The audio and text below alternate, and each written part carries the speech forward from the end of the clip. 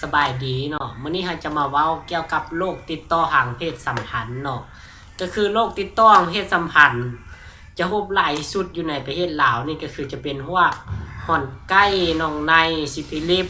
กับผู้หญิงก็เป็นตกขาวก็คือสำหรับอาการคนที่เป็นโรคน่องในเนาะน่องในแห้จะมีอาการเหนียวแสบมีน้ำหนองไหลออกมาคันถ้าเป็นโรคน่องในเทียมก็จะมีอาการ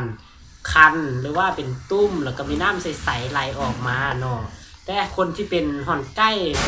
บางคนก็จะบ่รู้สึกคันบ่รู้สึกเจ็บอีหยังแต่ว่าจะมีตุ้มขึ้นมาตามอวัยวะเพศหรือบ่ก็เป็นประเภทบ่หนังหุ้มหั่นเนาะเป็นตุ้มใสๆแดงๆคันถ้าเป็นซิฟิลิสก็จะเป็นตุ้มใสๆขึ้นมาแล้วก็จะมีแตกเป็นบาดแผลบางคนก็ขึ้นมาแล้วก็ยุบขึ้นมาแล้วก็ยุบเป็นแบบนี้เนาะสำหรับผู้หญิงเนาะที่มีอาการตกขาวมีกลิ่นเหม็นคันเป็นตุ้มตามช่องคลอดหรือว่าเจ็บมดลูกอักเสบอย่างที่เนาะ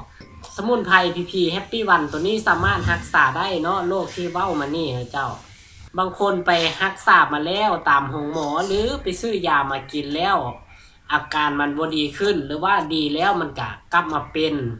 ให้หายแบบนี้เนาะสามารถกินตัวนี้รักษาได้เนาะเพราะว่าตัวนี้กินเข้าไปแล้วมันจะเข้าไปขับเชื้อไล่เชื้อออกจากร่างกายในเมื่อมันบ่มีเชื้ออยู่ในร่างกายแล้วอาการของเรามันก็จะดี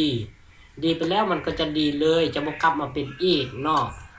คันท่านใดสนใจติดต่อตามเบอร์โทรที่โชว์อยู่หน้าจอนี่เลยเนาะ